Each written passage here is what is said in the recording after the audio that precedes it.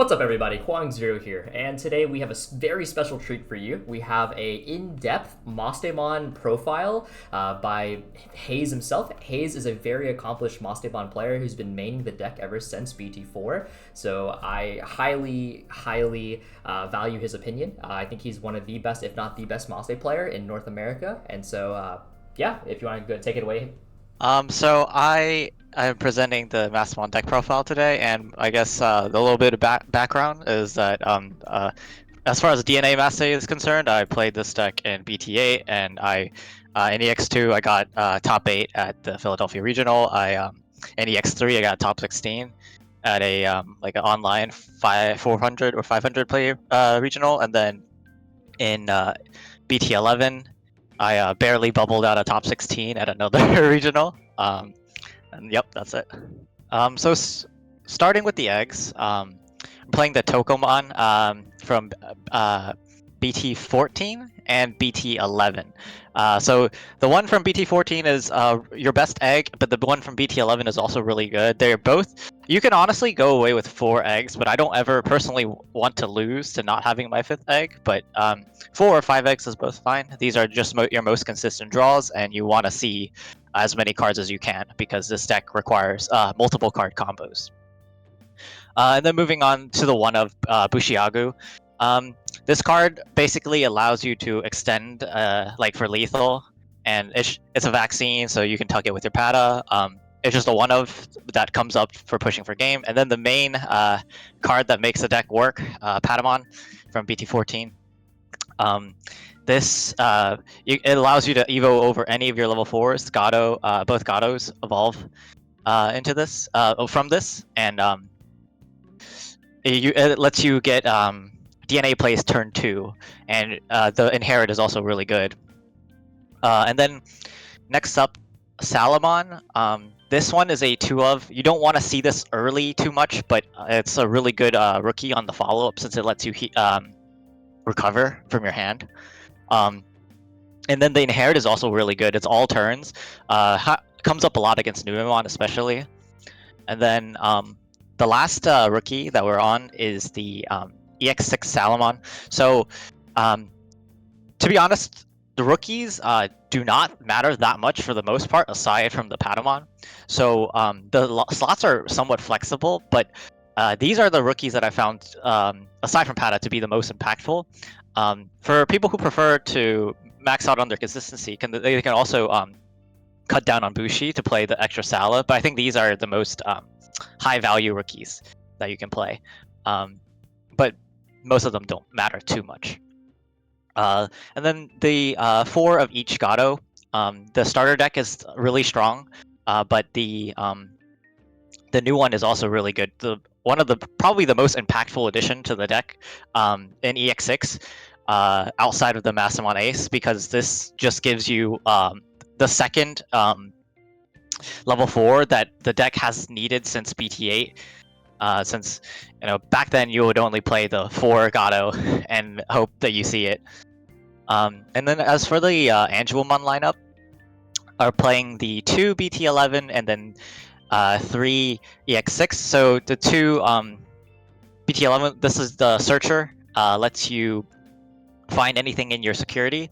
It also, what's really cool about this card is that you can go, if you have a Pata in the stack, or even Sala, I guess they kind of both work, is that you get your effect, you take a card out and you recover, so the triggers both Sala or Pata, you get the effect, and then once you go for your Mastemon DNA, you'll trigger the effect again, so you get like 2 mem gains or 2 minus DPs off of this Angelomon, so it's really good.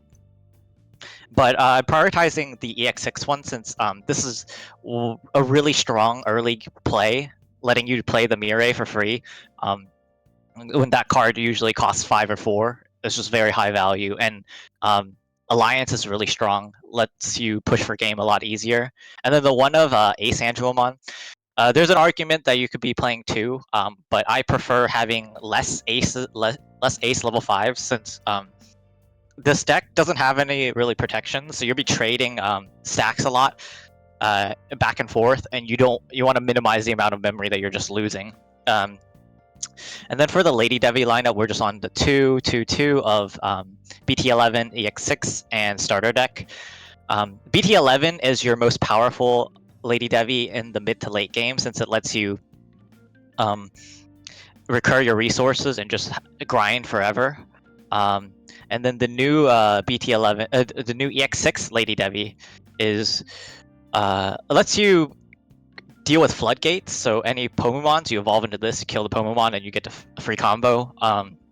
It also lets you deal with wide boards very well, since it lets you remove the level 4. And then the Scapegoat does come up a decent amount.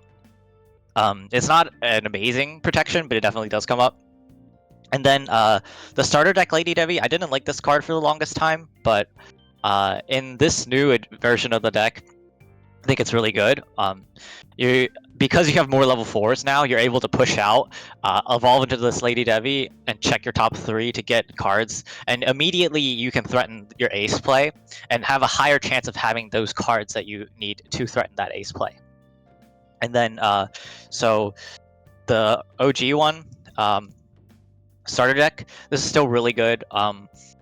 You can't only play the Ace Maste because that one, if you only ever go into it, you would be losing a lot of memory a lot of the time from the overflow. But it also combos really well with the Ace Maste, since you can play out a body with this and then threaten the ace play on your opponent's turn. And then for Ace Maste, this card is really, really good. When they swing into you and you blast DNA, you're able to play a angel or fallen angel from your hand or your trash, and then trash put it to put one of your opponent's Digimon to the bottom, and then trash until they have 4. This is it lets you basically not have to worry about poking your opponent. You just set them to 4, and then so even when they heal or you degrade them from security and they go up to 8 security, you're able to just burn them down to 4 and put them within lethal range a lot easier. I guess a notable thing for Ace Maste is that you should definitely remember that starter deck Maste is an all turns effect and not once per turn. So when you go into the starter deck Maste as your play, and the turn passes over to your opponent, and your opponent swings into you, triggering your Blast DNA, you're able to play a Digimon. So you're able to tuck one of their Digimon into the bottom of the security, and then starter deck Mastemon will activate its effect and pop another level 5 or lower Digimon as well. And then for the utility card, Cherubimon. So this can be either Cherubi or Regiludo. Both cards' main purpose is to serve as your out to Magnamon X antibody. The way that Cherubi beats the Magnamon X antibody is that you're able to play. So go for your full combo with Maste, keep turn, which you're very easily able to do now. Which gives you 2 bodies, Mastemon and whatever you play off of Mastemon. Then, when you play Cherubi Ace from your hand, you get another free play off the Cherubi. That's 4 bodies in total, and Cherubi counts every other besides itself, and so you have 3 bodies aside from itself. Magnamon, at the start of their turn, is 12k, and since Cherubi is lingering DP minus, this card will kill Magnamon X at the start of their turn. Which makes it, and you have 4 bodies on board, which is a lot of pressure. So you can almost always just remove their body and then immediately threaten lethal on the next turn. They have to respond with something like a Death X. And another interesting play that you can make with Cherubi is that once you do your DNA and you slam a Cherubi, if you have a EX6 Mirai untapped, you're able to suspend the Mirai, evolving the Gato you played off of Cherubi into a Angelmon or Lady Devi from your trash, opposite to the one that you played from Mastemon. So then now you have a Mastemon, let's say an Angelmon, the Cherubi, and then the Gato evolves into a Lady Devi from your trash. Now you're able to use the end of turn effect from the Mirai to DNA the Angelmon and the Lady Devi. giving you another body. So this play doesn't always come up, but if you are in a very commanding lead and need to clear a lot of bodies, this can just clear the full board and put you in a position where your opponent either has an out or they just die next turn. And then Ruin Mode. So this card can be either Ruin Mode, Death X, or Ordain. Ruin is really nice since it's really good into the Numemon and Yellow Vaccine matchup, which are two of the more popular decks in the format. Death X is also very good into Nume, but but a lot less good into the other decks. And then Ordain is, I guess, the aggressive option, since it allows you to, since DNA resets some quote-unquote summoning sickness, allowing you to swing immediately, you can do lethal setups a lot easier with Ordain. Next up, 1 TK. So usually in previous lists we would run more TK, but since there are a lot more tamers that need to be played, have to cut down on TK a little bit. However, this card is still really good. Really good to draw early and really good to draw late, because it allows you to fish key pieces out of your security to extend your combo. So one of the lines that TK enables you is, let's say you had a Ruin Mode from the previous turn on the board that you did over a Mastemon. You swing the Ruin Mode, popping itself, and then it's now in your trash. So now your board is empty. Now you slam a Gato, make a DNA play, use the well, let's say instead of slamming Gato, the more realistic situation is you move up a Gato. So now you have a Gato and a Ruin. The Ruin deletes itself, and then you can go DNA into the Maste, and then put the Ruin into your security, and then play something else. Assuming you have security knowledge, play something else. And you play the TK, take the Ruin out of the security, and then put the Ruin on the Maste the past turn. So it's a very powerful play that TK enables in the late game when you draw into him. And then the second tamer, TK Cody, basically allows this deck to play without Lucemon. So you'll notice that unlike any previous Mastemon list, this list does not run Lucemon, and I believe that it is not necessary to run Lucemon anymore. It's still valid, but I think it is too much of a brick to be warranted. And what TK Cody does is when you go into your Mastemon, you're able to de-digivolve them first, and then play your body, then Mastemon triggers to pop them. So they have a level 6. The TK Cody devolves them to a level 5, and then which puts them in the range of the starter deck Mastemon effect to pop. This also allows you to get around cards like Tyrant Kabu and Venusmon. So typically, this Mastemon would not be able to DNA and do anything against Venus. But with TK Cody, you're able to de-digivolve the Venus and then pop a body that's below the Venus, giving you this card gives you so many more options. It's actually crazy. Old Mirai is pretty standard, very strong card. And then I guess I want to focus more on the new Mirai, which is a really strong enabler of the deck. This basically makes it so that your grind game is unbeatable by any deck that doesn't have a like an auto win button in the late game. What I mean by that is when you have a BT11 Mirai and an EX6 Mirai set up on the board, which is what you want. This is your goal. You want both tamers set up. This lets you recover from any empty board position as long as you have the cards in hand necessary to do the play, and the cards in trash. Because you can go play Gato effect Evo into Lady Devi in the trash, and so even if this passes turn, it doesn't matter. And then BT11 Mirai effect, play one from your hand, and now you have a full DNA play, even when the turn is passed. And then Chaos Degrade is a very strong card in this format.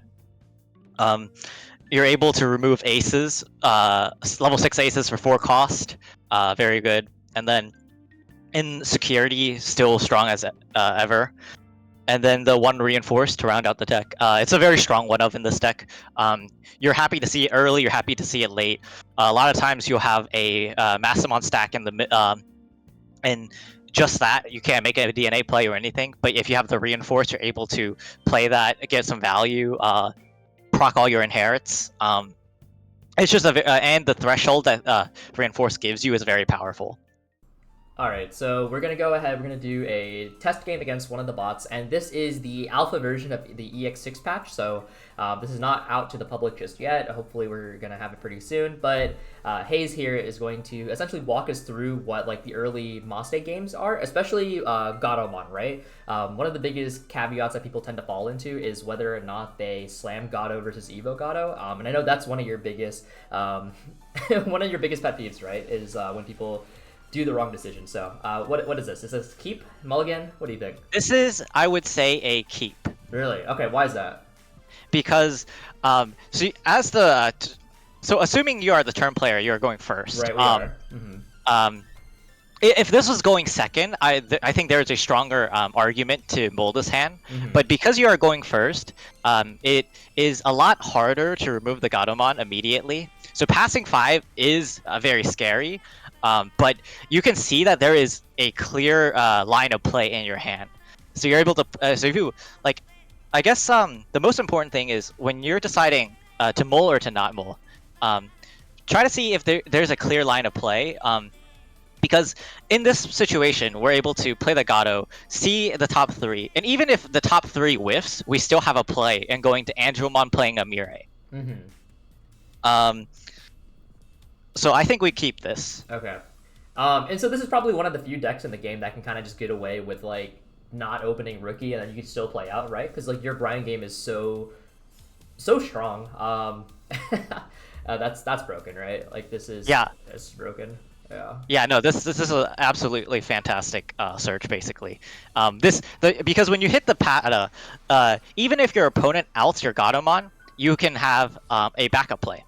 Yeah, so see, Evo Pata, right? Yeah. Alright, and then we'll just go ahead. Evo Angel Womon for 1.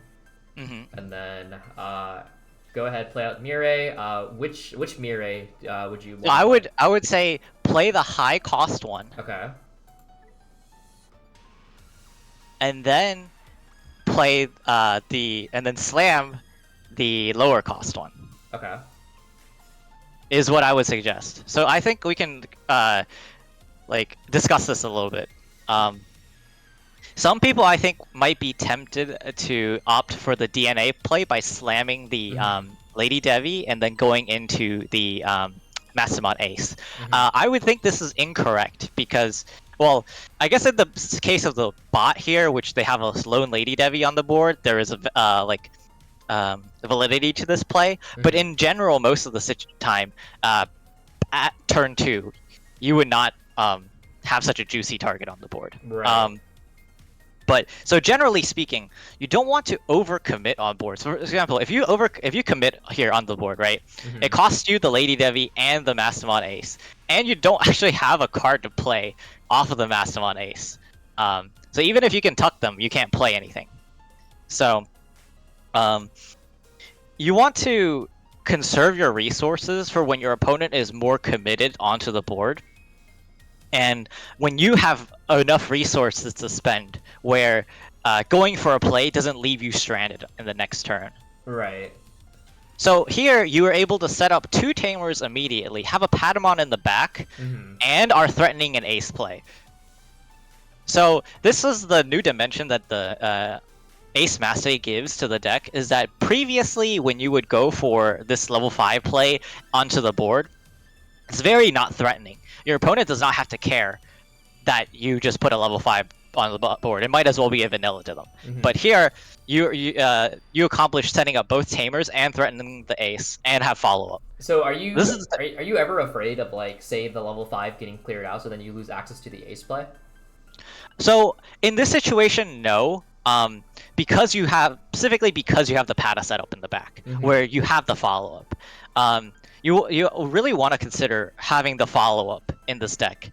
Because the goal of the deck is to grind with your opponent in a back-and-forth manner, where they're going to clear you, you're going to clear them. But you always will win that trade because of the 2 Tamers, giving you pretty much infinite grind until you deck out. Right. And so one of the things that I think we kind of like glossed over is when do you choose like turn one? Let's say you have like rookie and opening hand, right? We didn't just not have a rookie. Do you choose between slamming the Gato versus evolving the Gato? Yep, that is a really good question. If you have a rookie in hand and a Gato in your also a Gato, and let's say you're going first.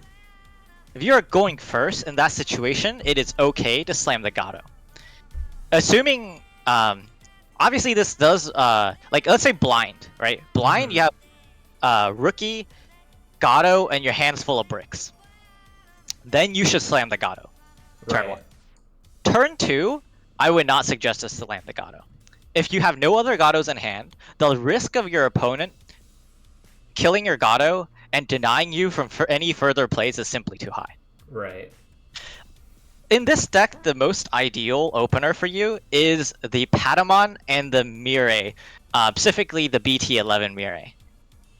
Or a TK. That is also very good. So best case scenario is you have Pato plus like slam 5-cost Mirai turn 1? Yes. That is the best case scenario because the amount of like you pass 5, but the amount of pressure that play puts on is insane because your opponent has to make the decision of whether or not like you can just full combo and clear everything they put on the board, because that's what a Patamon and Mirai represents.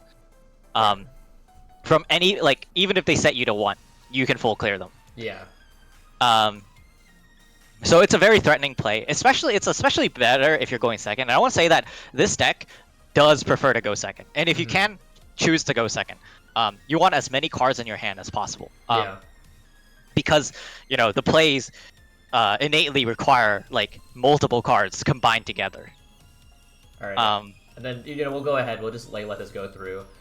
Just because like in a normal situation they probably wouldn't have. It's a bot, right? They're just kind of like throwing shit to the fucking wayside. Yeah. All right, and then here I imagine move up, fish for Gato, right? Yep. Okay. You take a look. Yep. Because of the 8 Gatos now, the chances of Patamon hitting is just so much higher. Yeah, and then like I assume here like Cherubi, right? Like, you just hold the monster. Yes, definitely. Everything else you need to keep. Yeah, and then we'll go ahead. Yep, you want to draw first? I think you always choose the draw first, right? Because then for sure. From like your top 3, you have like you can like realistically choose. Does this grab actually none of that? Oh, I guess it does. It's good, but it's not that good. Yeah. Okay, and then we'll go ahead. I mean, you could Evo into Lady Debbie and then make a draw first play here, right? Yeah. Or alternatively, you could just slam this, right? You could slam this. However, the concern with that is that you the only thing you have. So let's see. Let's look at this for a second. Right. If you slam this, you pass over 3. But if you keep turn, you still have. What's the inherits under the Angelmon? Gato. It's just the Gato, right? Yeah. In that case, I think you actually want to keep turn with your play, so you can play down more resources. Sure, that makes sense. Okay, so we'll go ahead and Evo into Lady Debbie. This is for 3 cost because this is not the 1-cost Evo Gato, right? Yep. Okay, and then we'll go ahead. We'll trash 1, hit the Ruin. Yeah. Yep. There's no point in like trashing anything, right? Like obviously. Because we can't grab back the Gato. Yeah, there's no point here. Yeah. Okay. Cool. And then you will DNA into the Mastemon Ace. Yep. Go ahead, yellow component, and then purple component. Okay, and then we'll go ahead and use the effect. Yep. Okay. Which the only target is Lady Debbie in your hand. Yeah. Oh, well, is Cherubi not a valid target? Level 5 or lower. Okay, that's a bug. That would be. We'll fix it later. All right, and then we'll go ahead and shoot the Maste. Sure, and then it burns 2 because it forces them to go down to 4. And then this one is memory plus 1. Wait, what is this? Yep. Oh, when you play it, yeah. Yep. Oh. So yeah, you gain your memory, Nice. and then because you have the Angelmon in here, you're able to alliance for 2 checks. Oh, that's very nifty. Okay, so we'll go ahead. We'll swing out for 2, right? Yep. Okay, I'll swing alliance. Yep. And then yeah, -2 is whatever. Go ahead. Chip for 18. Most things won't die here. Yeah, and I would say that so here's a pretty interesting like uh, play is Yeah. that some people might be intimidated to put the ruin mode over the ace here, but I think this is actually a good play because when you do this, you basically stall a turn, but also instead of thinking like you're losing out on memory, think of it as like you're giving the memory over on your own terms. It's a lot more annoying for your opponent to deal with than like using your Mastemon as a mem boost, for example. Like if you are able to pass it on your own terms and manipulate the memory to where like you're giving over just the right amount, it's a lot better than them popping you and then getting memory on their turn to do whatever they want to do. So ruin mode would be correct. Sure. Okay. That makes a lot of sense, actually. Yeah, it gives you a lot more autonomy in terms of like the matchup. Yeah, I know he's fast. Yeah. So I think this is like a good point. Like to like pause. Like I think most people can navigate from this point on. I think the big things is to go back to the Slam Gato versus no Slam Gato thing. I think the most important thing is to evaluate whether or not you actually can do anything if your Gatomon gets popped on that play. Right. If you can't do anything, if it's removed, it is probably the better decision to keep it, and also evaluate whether or not your opponent can remove it. This is mostly comes into game 2 or game 3 when you know what your opponent is on. So you want to think about the threshold that you're passing them and what they can do to remove your Gato with that memory threshold. Another big point is that you can it really does depend on the status of your hand, right? So because if you have a full line in your hand, you do not want to be slamming the Gato. Right. Like if you have everything in your hand already, why risk it? Just evolve in the back, move up, and then wipe their board. This is like assuming early game before you have Tamer set up, because once you have Tamer set up, slamming the cat is like really strong. Right. And I would say what to look for in your moles and keeps. You don't need to have a rookie in your hand to keep the hand. As we like discussed earlier, if you have, I say what to look for is you want to see either Patamon, and then like plays to do, assuming the Patamon hits, or best case scenario, plays to do when Patamon whiffs. Right, that's like the best case. But if you have Pata and like you can usually rely on because if your hand is like a bunch of level 5s and level 6s and no level 4, but you have a Pata, you can keep that hand and try to play with it, because I would say that it is better to err on the safer side with this deck, is that because there are situations where you can end up with hands just full of level 5s and no opening plays. Right. And also, if you don't have a rookie, one of the Gatomons is required. You should not be keeping a hand with no rookie and no Gato. Okay, and so a question that I actually see pretty frequently is, when do you decide that using Chaos Degradation for 8 is ever worth it? So I think it is worth it when you are able to put. So when not to use it is really easy to answer. If you're doing something that your main stack can already handle, don't do it. Like Chaos Degrade should be saved for moments that your main stack cannot out, or you cannot out it at the moment. And you want to how do I put this? I don't think you should be using Degrade like just whenever, right? So I think most decks in this format have like you can clear, but like there are certain cards in the decks that you really want to degrade, right? For example, if Numemon Valk aces you, you can't make a play. You have to degrade them. So you want to save it for those moments. Like there's no point in chucking a degrade at a stack that you can kill with your normal stack already. Okay, that makes a lot of sense. We'll go ahead and like we'll just play this out real quick to see if like we can just end the game super quickly, which I imagine you can, right? Like we have access to like a Jogger's play. I know this gives us back 1 memory, and then when we trigger the effect of Maste that also allows us to get back a memory off the Patamon, right? Hmm. Uh, Yeah, I mean this this should just be game. yeah, right. So like, go ahead, slam this. Sec minus really doesn't work. Go ahead, gain M. Actually, this might not be game because you don't know if there you have actually have a angel to play off your hand, like from your hand, Oh, true. Okay, we'll just go ahead. to get alliance from. Right. Actually, what you could have done was you could have swung the ruin and used the Angelmon as and Lady Debbie as alliance. Actually, you can do that now still. Swing ruin, alliance Well, with wouldn't that trigger overflow so then we can actually kill this turn? All right, so this was made with a Yeah, that would be correct. Yeah, so this was made with overflow in mind. So we'll go ahead. We'll DNA. Yeah, yellow 5 and then purple. See, I'm already a Maste genius. That's just just from listening to this video. All right, we'll go ahead. Effect.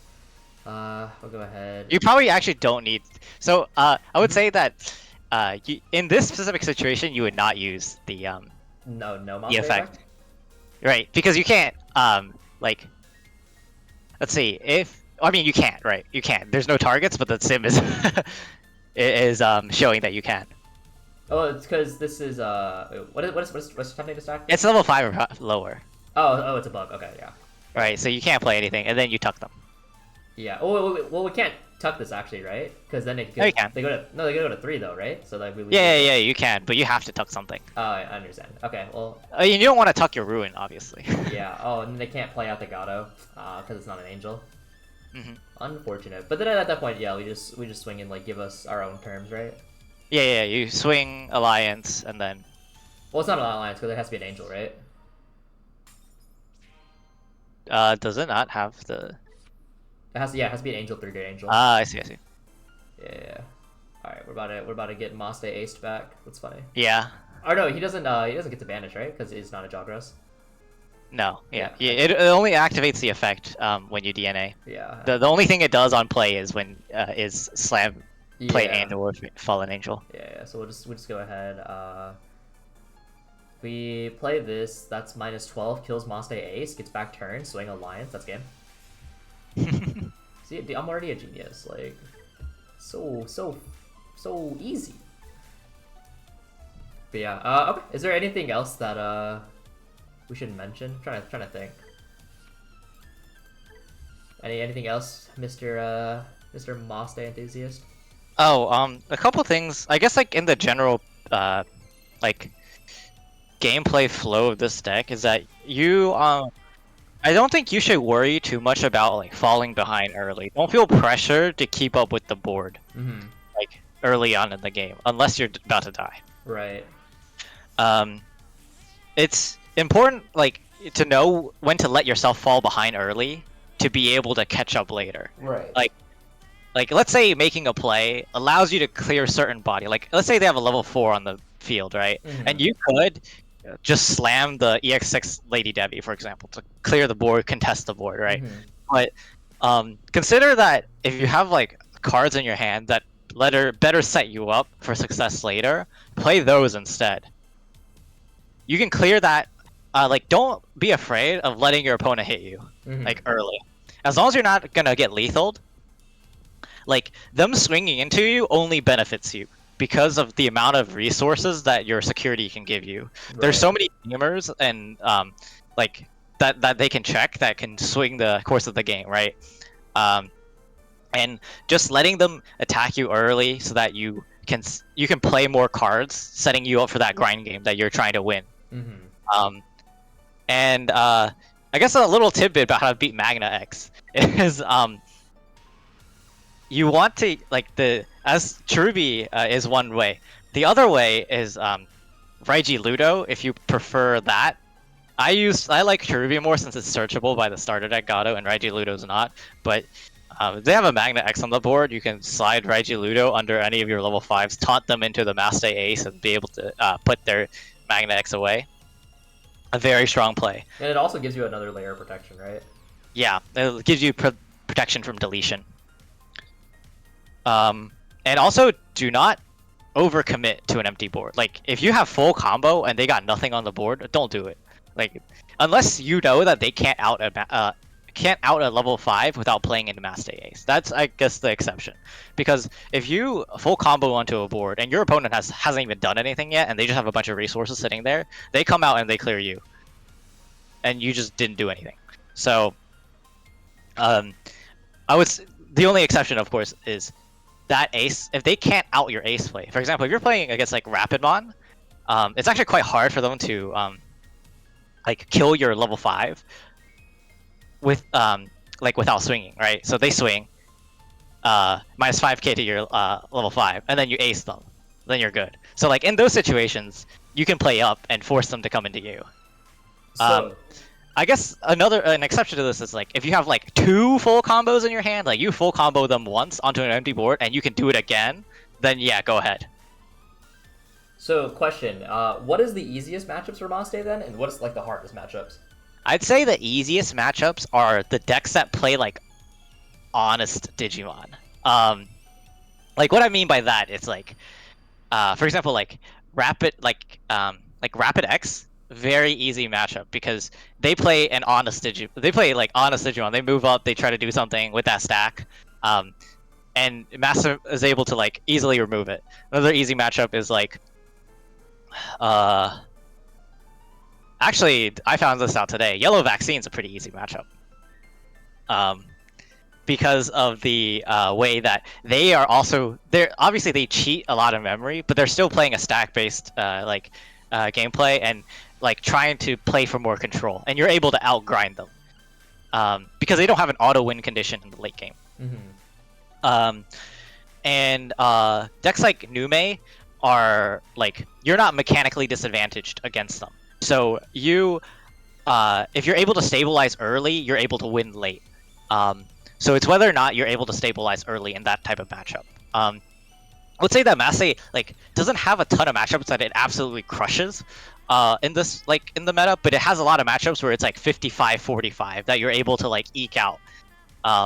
Like a lot of the like decks that play like just normal Digimon, this deck can beat. The bad matchups for this deck are decks like I'd say the number one worst matchup for this deck is probably Blue Magna X, the Vmon base, because of their ability to go into the blue-black Magna and bounce your level 5 that you're threatening ace with, and then kill your main stack after that.